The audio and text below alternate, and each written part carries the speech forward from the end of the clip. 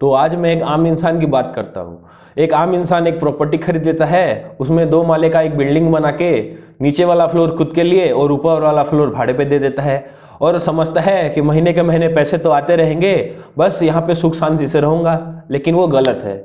अगर आप उसका रिटर्न ऑन इन्वेस्टमेंट निकालेंगे जो कि रेंटल यील्ड होता है, तो वो रेंटल यील्ड एफडी के रिटर्न से भी कम आएगा। तो यहाँ पे मैं कैलकुलेटर आप पकड़ लीजिए, यहाँ पे आपको प्रूव करके भी दिखा दूंगा। तो स्क्रीन पे आएंगे तो यहाँ पे उसका फॉर्मूला है rental yield equals annual rent by property value multiplied by 100। Rental yield क्या है? रेंटल यील्ड वो है रिटर्न ऑन इन्वेस्टमेंट, कितना पैसा लगाया आपने और कितना पैसा रिटर्न में मिला। तो एक एग्जांपल लेते हैं। मंथली रेंट 7,000 रुपए, तो ईयरली रेंट हो गया 7,000 मल्टीप्लाइड बाय 12 84,000। और यहाँ पे प्रॉपर्टी का वैल्यू 1 करोड़ रुपए का प्रॉपर्टी वैल्यू है, जिसमें लैंड प्लस बिल्डिंग इंक्लूड है। तो 50 लाख रुपए लैंड वैल्यू है और 50 लाख रुपए का 2 फ्लोर बनाया है आपने। नीचे वाला फ्लोर 25 लाख, ऊपर वाला फ्लोर 25 लाख। तो अभी आप यहाँ पे एग्जाम्पल देखते हैं। तो रेंटल यील्ड क्या होगा, रिटर्न ऑन इन्वेस्टमेंट क्या होगा? 84,000 बाय 50 लाख इंटू 100, उसका रेंटल यील्ड होगा 1.68%। 1.68% अगर एक रेंटल यील्ड है, वो भी एफडी के रिटर्न से कितना कम है। एफडी का रिटर्न मिनिमम से मिनिमम 5 से 6% रहता है, ये 1.68% है। अगर कोई बोलेगा नहीं मैं नीचे का फ्लोर में रहता हूं, ऊपर का फ्लोर में रेंटल यील्ड जनरेट करो, क्या होगा, रिटर्न ऑन इन्वेस्टमेंट क्या होगा? तो यहाँ पे भी एक सिनेरियो है। रेंटल यील्ड यहाँ पे होगा 84,000 बाय 25 लाख, क्योंकि एक ही फ्लोर आपने भाड़ा दिया है तो 25 लाख इंटू करते हैं। तो मल्टीप्लाइड बाय 100, तो यहाँ पे निकल आ रहा है 3.36%। तो वो भी एफडी के रिटर्न से कम है। बहुत लोग बोलेंगे इसको क्या पता है, हम तो सालों साल से यही कर रहे हैं। लेकिन सालों साल से जो भी कर रहे हैं वो गलत है। आपको पता ही नहीं है आपका रिटर्न ऑन इन्वेस्टमेंट क्या है, तो आप ये कैसे बता सकते हैं कि दूसरे से ज्यादा पैसा नहीं बन सकता? अब ये बस एक स्टेट की बात देंगे, ये पूरे इंडिया का हाल यही है। अगर मैं यहाँ पे देखूँ, कुछ एग्जांपल्स देते हैं कुछ स्टेट के, बेंगलोर, मुंबई, चेन्नई, हैदराबाद, दिल्ली, कोलकाता, यहाँ पे भी सेम हालत है। यहाँ पे भी हाईएस्ट रेंटल यील्ड 5% ही जाता है। यहाँ पे सबसे ज़्यादा हाईएस्ट यील्ड है बेंगलोर और हैदराबाद में, जो कि ग्रॉस रेंटल यील्ड है। अगर नेट रेंटल यील्ड देखें, अगर मेंटेनेंस चार्जेस, टैक्सेस सब काट देंगे, तो रेंटल यील्ड भी हाईएस्ट 4.5% ही जा रहा है, जो कि हैदराबाद में है।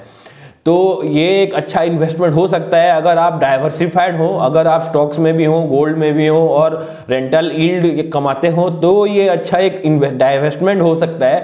लेकिन अगर आप सिर्फ रेंटल इनकम में ही रह जाएंगे तो ये एक मतलब मिस्टेक हो सकता है।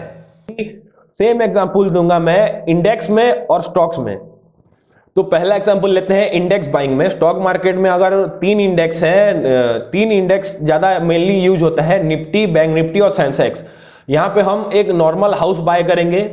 1988 साल में हम 6 लाख रुपए में वो खरीदे थे और 2023 में वो 4 करोड़ का वैल्यू हो गया है। अगर यहाँ पे देखें तो 70 टाइम्स उसका वैल्यू बढ़ चुका है, जो कि 35 ईयर्स में 70 टाइम्स एवरेज होता है। अगर यहाँ पे हम सेंसेक्स में डाल दिए होते वो पैसा 1988 में 400 रुपए में खरीद के, और अभी 2023 में वो 69,500 जा चुका है ऑलरेडी, जो कि 175 टाइम्स है।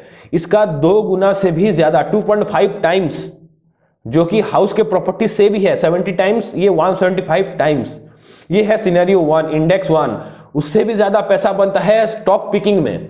अगर इंडिविजुअल स्टॉक लेंगे आप तो ज्यादा पैसा कमा सकते हैं। यहाँ पे एग्जांपल लेते हैं कमर्शियल प्रॉपर्टी। मैं अकेले अपने घर में नहीं दूंगा भाड़ा, मैं एक कमर्शियल प्रॉपर्टी लेके बहुत सारा घर भाड़े में दे दूंगा। तो यहाँ पे 2000 साल में मैंने 16 लाख में एक प्रॉपर्टी खरीदी।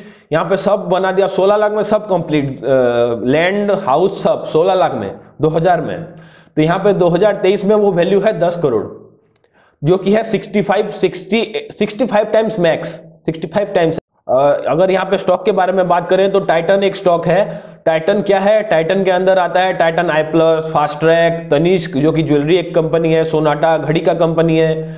अगर इस स्टॉक में डाल दिए होते 1999 में, जो कि 4 रुपए में मिल रहा था, तो अभी उसका वैल्यू है 3624 और स्टिल गोइंग।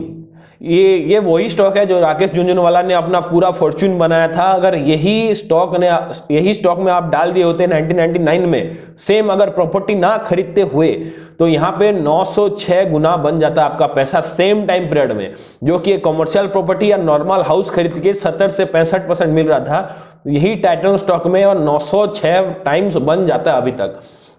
बहुत लोग यहाँ पे हेजिटेट करते हैं स्टॉक मार्केट में इन्वेस्ट करने के लिए या स्टॉक मार्केट के अंदर एंटर करने के लिए, क्योंकि उनको प्रॉपर नॉलेज नहीं है।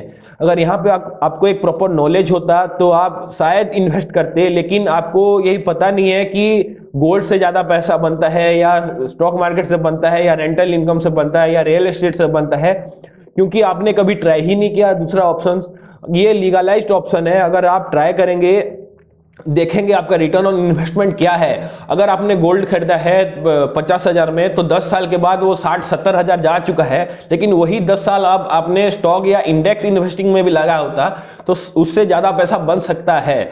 और ये यहाँ पे एक प्रूफ है। मैं यहाँ पे नहीं कर रहा हूँ कि यही एक शॉर्ट मेथड है, लेकिन आप जरूर ट्राई कर सकते हैं इसको। अगर आपको एक लैंड खरीदना है और उसको पड़े रहने देना है सालों साल, तो सेम कीजिए। अच्छा एक स्टॉक देख के अगर वो स्टॉक में अगर रख देंगे सेम वही साल को, तो आपका पैसा 10-20 गुना ज़्यादा बन सकता है वो नॉर्मल प्रॉपर्टी की रेट से। अगर यहाँ पे देखें तो एक अच्छा खासा एक जंप 906% कोई कम बात नहीं होती, क्योंकि एक कमर्शियल प्रॉपर्टी में बहुत सारा इन्वेस्टमेंट लगता है एक साथ, और वहाँ पे बहुत सारा मगजमारी रहेगा, मेंटेनेंस होगा, किचकिच होगा और टेनेंट्स का। लेकिन यहाँ पे कुछ नहीं है, बस यहाँ पे आपको पैसा डाल के बस वेट करना है पेशेंटली। अगर यहाँ पे एक पेशेंटली वेट कर दिए तो आपका पैसा जल्दी और ज़्यादा बन सकता है। आई होप ये वीडियो आपको पसंद आया होगा। बस कैलकुलेटर निकालिए और कैलकुलेट कीजिए कि आपका रिटर्न ऑन इन्वेस्टमेंट क्या है। और अगर आप सोच रहे हैं कि घर भाड़े में दे दूं, तो एक बार सोचिए और दूसरे जगह जो कि स्टॉक मार्केट, वहां पे इन्वेस्ट करने का सोचिए। So that's it for today guys, I will see you in the next video.